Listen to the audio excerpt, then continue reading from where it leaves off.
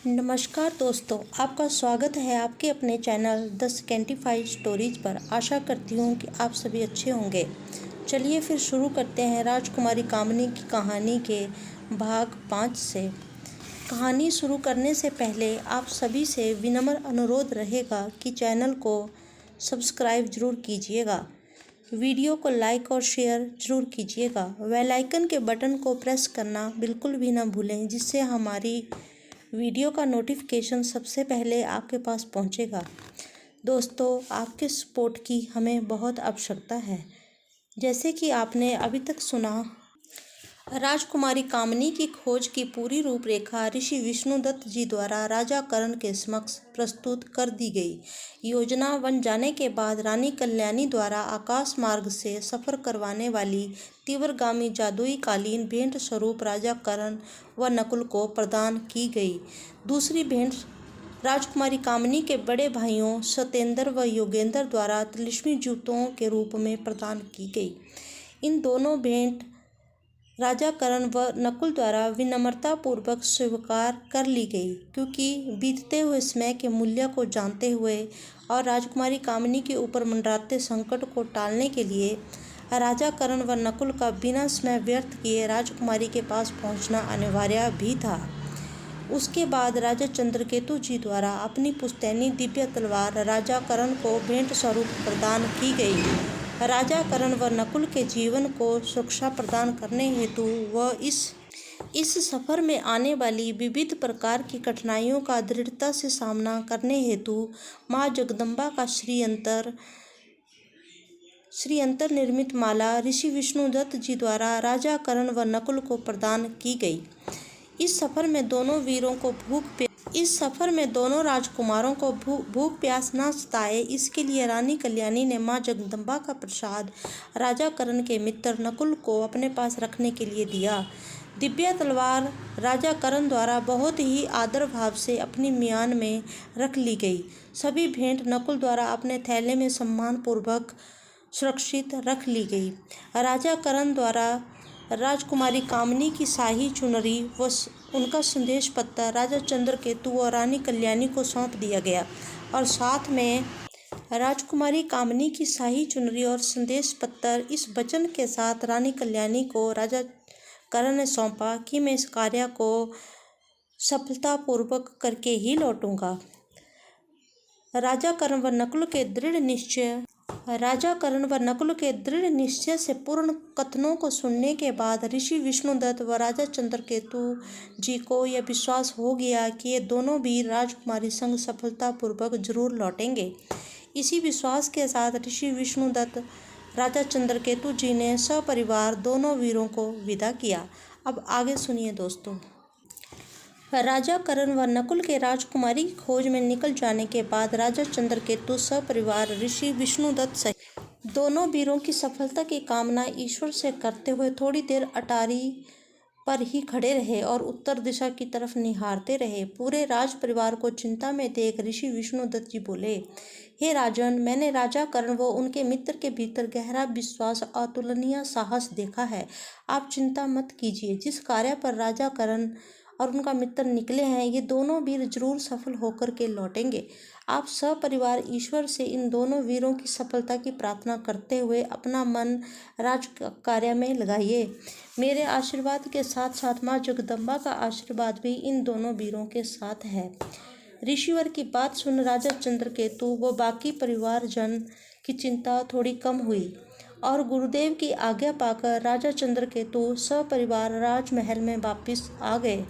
राजा चंद्रकेतु जी ने सम्मान सहित ऋषि विष्णुदत्त जी को उनके आश्रम भिजवा दिया और राजा करण व नकुल के सफल होकर लौटने की उम्मीद मन में रखकर अपने राज कार्य में व्यस्त हो गए। दोनों राजकुमार सत्येंद्र और योगेंद्र भी अपने पिताश्री की आज्ञा अनुसार राज्य की देखरेख संभालने महल से निकल पड़े।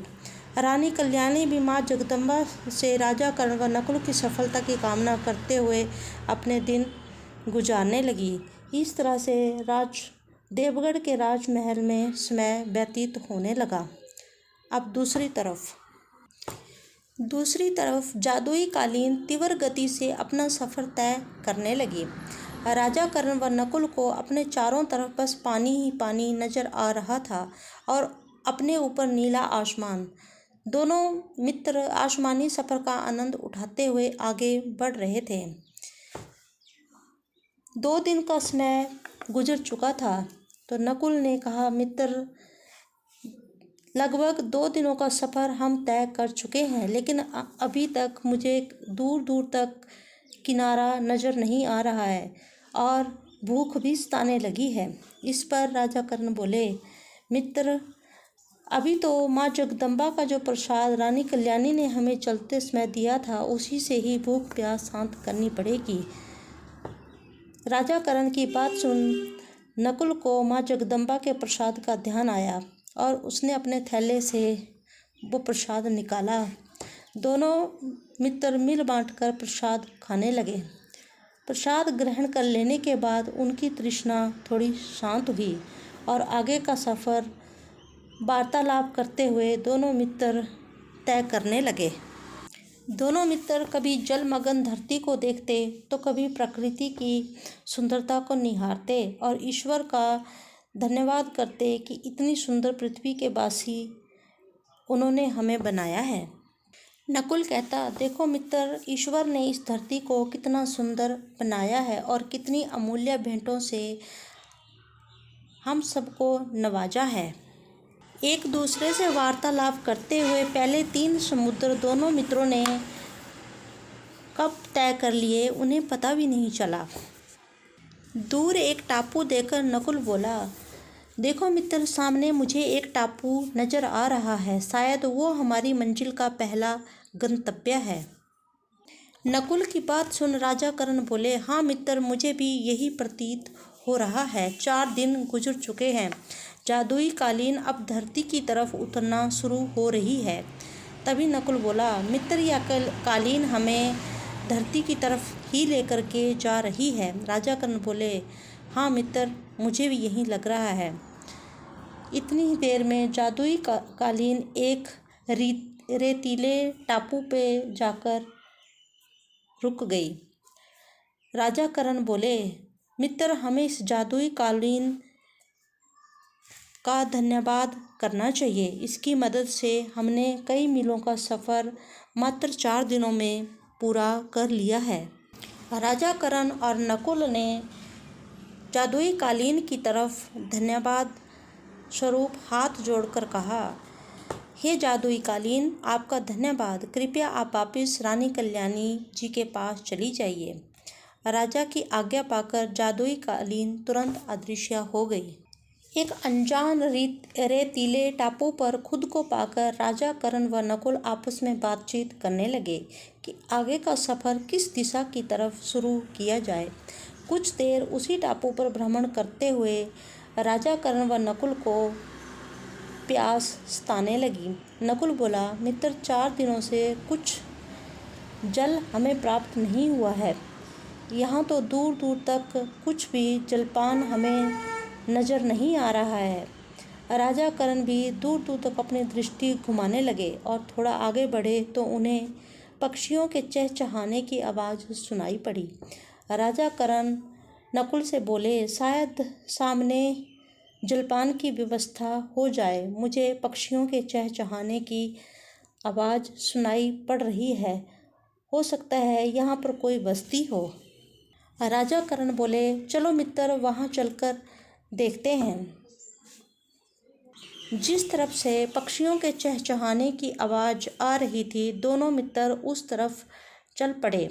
अभी उन्होंने कुछ दूरी ही तय की थी कि चारों तरफ से बाणों की वर्षा होने लगी। राजा कर्ण व नकुल ने चारों ओर बाणों का घेरा बना हुआ पाया। माँ जगदम्बा का श्रीयंत्र धारण करने की वजह से एक भी बाण उन्हें छू तो नहीं पाया था, लेकिन वो बाणों से भरे एक घेरे में दोनों मित्र कैद हो चुके थे। कुछ आदिवासी लोग उनकी तरफ चिल्लाते हुए आए।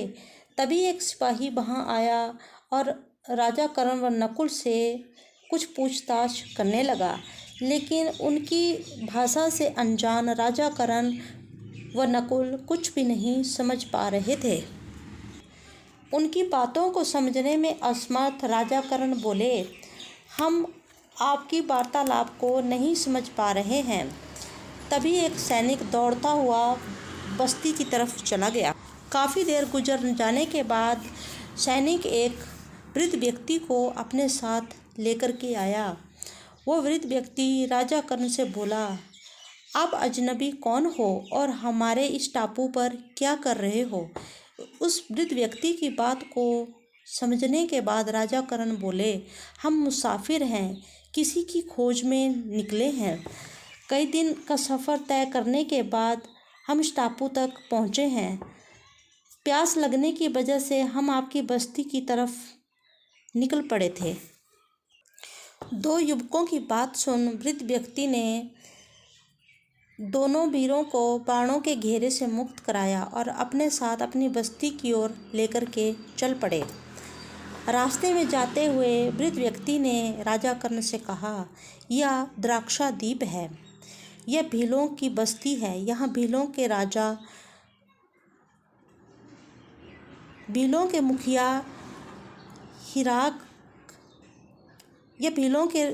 हिराक की बस्ती है। बताइए, मैं आपकी क्या मदद कर सकता हूँ? राजा कर्ण बोले, मैं और मेरा मित्र किसी सफ़र पर निकले हैं, लेकिन प्यास लगने की वजह से हम आगे का सफ़र तय नहीं कर पा रहे थे, इसीलिए हम आपकी बस्ती की तरफ चले आए। राजा कर्ण की बात सुन वृद्ध व्यक्ति ने उनके लिए जलपान की व्यवस्था की और कुछ कंदमूलों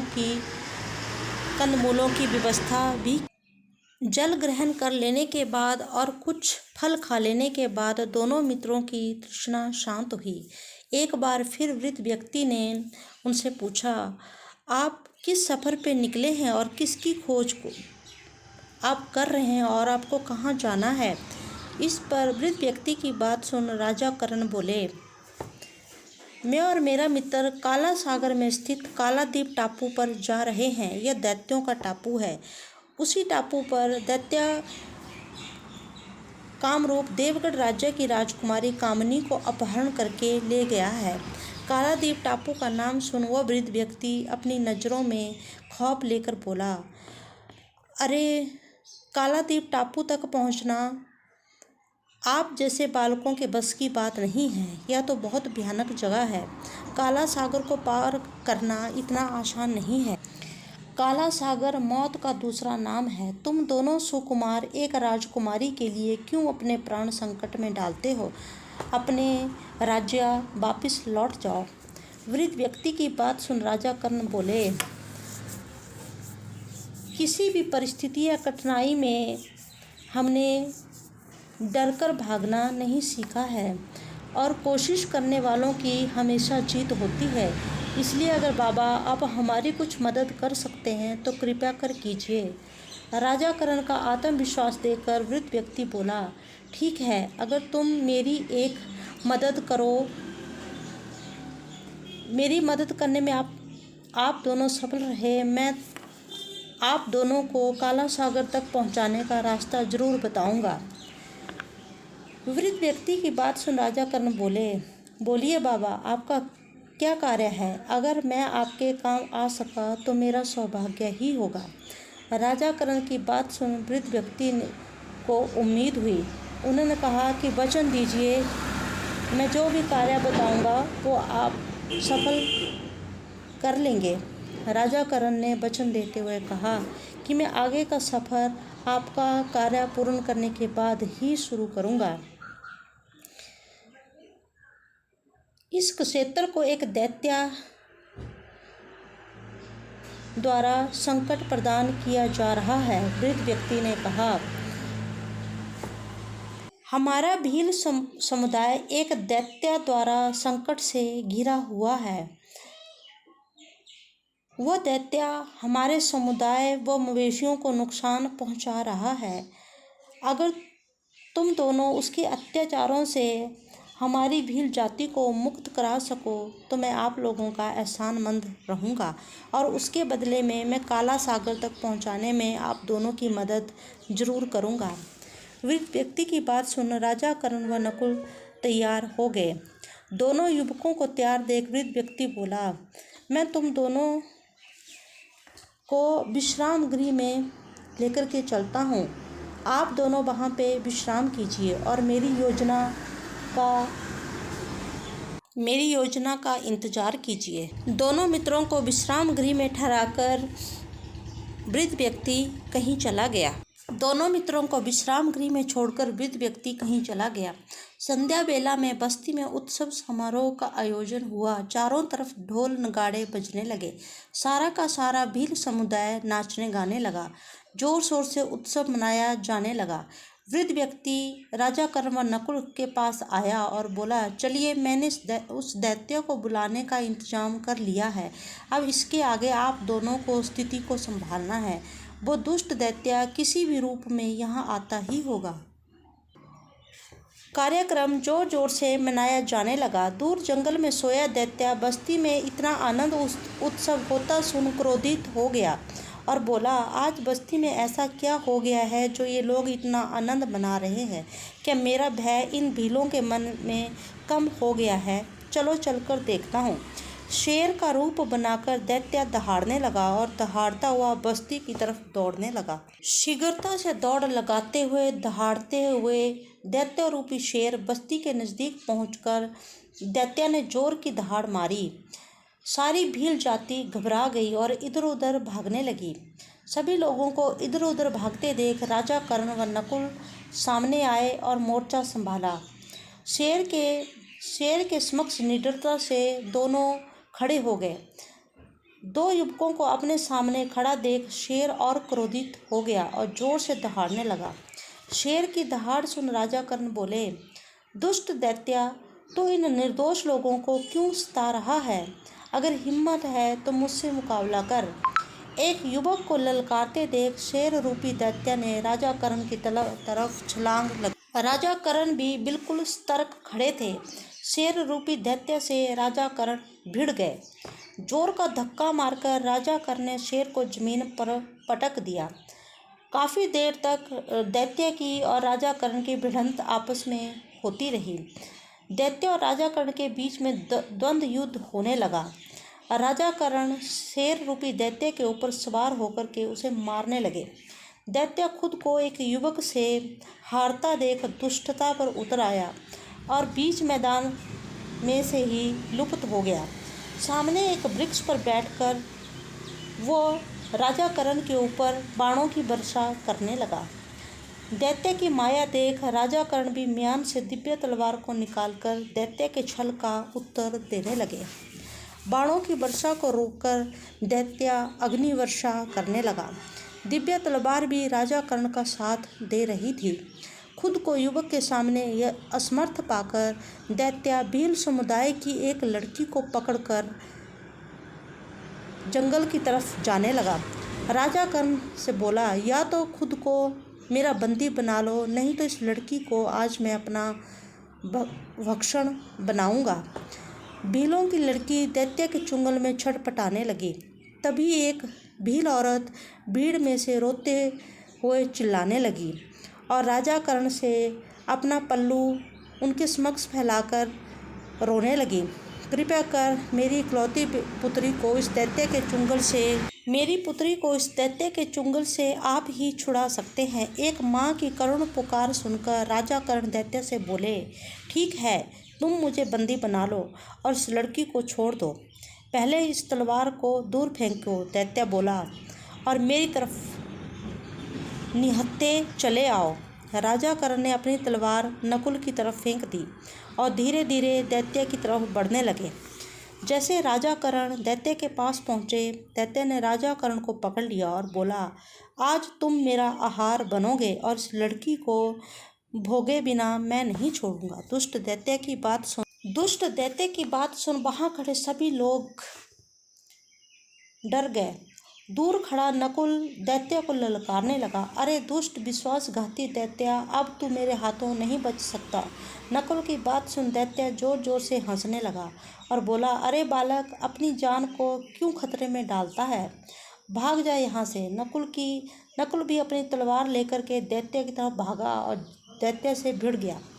राजा कर्ण व उस भीलों की लड़की को जोर का धक्का मारकर नकुल ने दैत्य के चुंगल से छुड़ा लिया और खुद दैत्य से भिड़ गया। राजा कर्ण भागकर अपनी तलवार के पास गए। नकुल और दैत्य की भिड़ंत को देखकर नकुल की जान को खतरे में जानकर राजा कर्ण ने भी दिव्य तलवार से जोर का वार दैत्य की एक बाजू पर किया। बाजू कटकर दूर गिर गई, लेकिन थोड़ी ही देर में बाजू फिर से उड़कर दैत्य से जुड़ गई। ये चमत्कार देखकर राजा कर्ण हैरान थे। तभी उन्होंने दूसरी बाजू पर प्रहार किया, लेकिन दूसरी बाजू भी कटकर दोबारा जुड़ गई। फिर राजा कर्ण ने दैत्य के कमर पर वार किया। कमर भी कटकर धरती पर गिरी, लेकिन थोड़ी ही देर में वो दैत्य से जुड़ गई। तभी वृद्ध व्यक्ति ने कहा, इसके सिर को धड़ से अलग कर दो, तभी यह दैत्य मरेगा। राजा कर्ण ने वृद्ध व्यक्ति की बात सुनी और तुरंत दिव्य तलवार को आदेश देते हुए कहा, हे दिव्य तलवार, इस दैत्य का सिर इसके धड़ से अलग कर दो। दिव्य तलवार को माथे से लगाकर राजा कर्ण ने दैत्य की तरफ फेंका। तलवार ने भी वायु की गति से जाकर के दैत्य का सिर धड़ से अलग कर दिया। सिर अलग होते ही दैत्य धड़ जमीन पर गिर गया और नकुल भी एक तरफ गिर गया। राजा कर्ण दौड़ते हुए नकुल के पास पहुँचे और उसे उठाकर गले लगा लिया। गले लगे हुए नकुल ने कहा, मित्र, मैं बिल्कुल ठीक हूँ और इस दैत्य का अंत भी हो चुका है। दैत्य का अंत हुआ देख भील समुदाय भी आनंद से सराबोर हो गया। अपने जीवन पर से दैत्य का संकट टला देख सारा भील समुदाय नाचने लगा। सभी ने राजा कर्ण व नकुल को कंधे पर उठा लिया और नृत्य कार्यक्रम दोबारा शुरू हो गया। काफ़ी देर तक उत्सव समारोह का आनंद लेने के बाद वृद्ध व्यक्ति ने बोला, आज आप दोनों की वजह से हमारी बस्ती इस दैत्य के आतंक से मुक्त हो पाई है। आपने अपना वचन निभाया है, इसलिए मैं भी अब अपना वचन जरूर निभाऊंगा। मैं आपको काला सागर तक पहुंचाने में मदद करूंगा और कालादीप टापू तक पहुंचने का रास्ता भी जरूर बताऊंगा। राजा कर्ण बोले, बाबा, आपने अभी तक अपना परिचय नहीं दिया है कि आप कौन हो। इस पर वृद्ध व्यक्ति बोला। राजा कर्ण की बात सुन वृद्ध व्यक्ति बोला, मैं ही इस भील समुदाय की बस्ती का मुखिया हिराक हूँ। आप दोनों आइए मेरे साथ। राजा कर्ण व नकुल हिराक के साथ चलने लगे। अपनी बस्ती की अधिष्ठात्री देवी के मंदिर में ले जाकर हिराक रुक गया। एक पुराने बक्से में से एक नक्शा निकालकर पत्थर की शिला के ऊपर रखकर राजा कर्ण व नकुल को समझाने लगे, अभी आप दोनों को काला सागर तक पहुंचने के लिए 3 समुद्र और पार करने पड़ेंगे और इन 3 समुद्रों को 3 वर्षों में पार किया जा सकता है। इस पर राजा कर्ण बोले, हमें तो राजकुमारी को उनकी 18 वर्ष की आयु में प्रवेश करने से पहले खोजना पड़ेगा। अब राजकुमारी के 18 वर्ष होने के लिए लगभग 2 वर्ष का ही समय रह गया है। तभी नकुल बोला, मित्र, हमारे पास सतेंद्र व योगेंद्र द्वारा दिए गए तिलिस्मी जूते भी तो हैं, जो अगले 3 समुद्रों का सफ़र हमें मात्र 6 दिनों में पूरा करवा देंगे। समस्या का समाधान सुनकर हिराक बोला, ये उचित है राजा कर्ण, तिलिस्मी जूते आपके लिए मददगार साबित होंगे। ये अच्छा है कि 3 वर्षों का सफ़र आप 6 दिनों में तय कर पाएंगे। मैं आपको उपहार स्वरूप कुछ प्रदान करना चाहता हूँ। अपनी अधिष्ठात्री देवी के समीप पड़े एक अक्षय पात्र को उठाते हुए हिराक बोला, इस अक्षय पात्र को आप अपने पास रख लीजिए। जो भी खाने की इच्छा आप इस अक्षय पात्र के समक्ष जाहिर करेंगे, यह आपको तुरंत प्रदान करेगा, लेकिन दिन में सिर्फ एक समय। इस अक्षय पात्र द्वारा प्रदान वस्तु आपकी भूख प्यास को शांत रखेगी। फिर अपने गले से एक मोतियों की कंठमाला निकालते हुए राजा कर्ण को दी और कहा, यह मोतियों की कंठमाला सभी पशु पक्षियों, इंसानों, दैत्यों, राक्षसों की भाषा को समझने की शक्ति आपको प्रदान करेगी। आप इस माला के धारण करते ही सभी की बोली पहचान सकते हैं और सुन भी पाएंगे और समझ भी पाएंगे। राजा कर्ण हिराक की बात सुन उस अमूल्य भेंट को ससम्मान स्वीकार करके मोतियों की कंठमाला को अपने गले में धारण कर लिया। भेंट देने के बाद राजा हिराक बोला, सुनिए राजा करण, सुबह प्रभात बेला में आपको दक्षिण दिशा की तरफ अपना सफ़र शुरू करना है। अगले 3 दिनों 3 समुद्र पार करने के बाद आप काला सागर के तट पर पहुंच जाएंगे। काला सागर के गुप्त रहस्यों की पूरी जानकारी वहां पर बसने वाली छिम जाति के आदिवासियों को है। छिम जाति के आदिवासियों का मुखिया, जिसका नाम त्रिकाल है, वो मेरा मित्र है। मैं एक संदेश पत्र लिख देता हूँ, आप त्रिकाल को वो संदेश पत्र सौंप दीजिएगा। लेकिन समस्या यह है कि त्रिकाल को किसी भी मानव का उनके इलाके में आना पसंद नहीं है। अगर आप त्रिकाल को ये बोलेंगे कि आप मेरे मित्र हो, तो त्रिकाल आपके कालादीप टापू तक पहुंचने में अवश्य मदद करेगा। और राजा करण ने हिराक की पूरी बात सुनकर कहा, ठीक है राजा हिराक, मुझे आपके कथन स्वीकार्य हैं। राजा हिराक ने संदेश पत्र लिखना शुरू किया और पूरा करके राजा करण को सौंप दिया। इतनी मदद करने के लिए राजा करण ने भीलों के मुखिया हिराक का धन्यवाद किया और बड़े प्रेम से हिराक को गले लगाया। राजा करण व नकुल को विश्राम गृह में छोड़कर और प्रभात बेला में मिलने को कहकर हिराक चला गया। सुबह प्रभात बेला में राजा हिराक अपने समुदाय के साथ राजा करण व नकुल को चौथे समुद्र के तट के पास छोड़ने गए। पूरे समुदाय ने राजा करण व नकुल का धन्यवाद किया और उनके आगामी सफ़र के लिए ईश्वर से कामना की। नकुल ने अपने थैले में से तलिस्मी जूते निकाले और राजा करण को दे दिए और खुद भी अपने जूते पहन लिए। दक्षिण दिशा की तरफ अपना मुख करके राजा करण व नकुल ने तलिस्मी जूतों को ले चलने का अनुरोध किया। तभी राजा करण व नकुल दक्षिण दिशा की तरफ उड़ चले। राजा हिराक व समस्त भील जाति ने आशीर्वाद देते हुए दोनों को विदा किया। इसी के साथ दोस्तों, राजकुमारी कामनी की कहानी का भाग 5 संपन्न हुआ। आशा करती हूँ कि आप सभी को कहानी पसंद आ रही होगी। इस कहानी में आगे क्या होगा ये जानने के लिए जुड़े रहिए मेरे चैनल, जिसका नाम है द स्कैंटिफाइड स्टोरीज। जल्दी ही राजकुमारी कामनी की कहानी के अगले भाग के साथ आप सभी के समक्ष प्रस्तुत रहूँगी।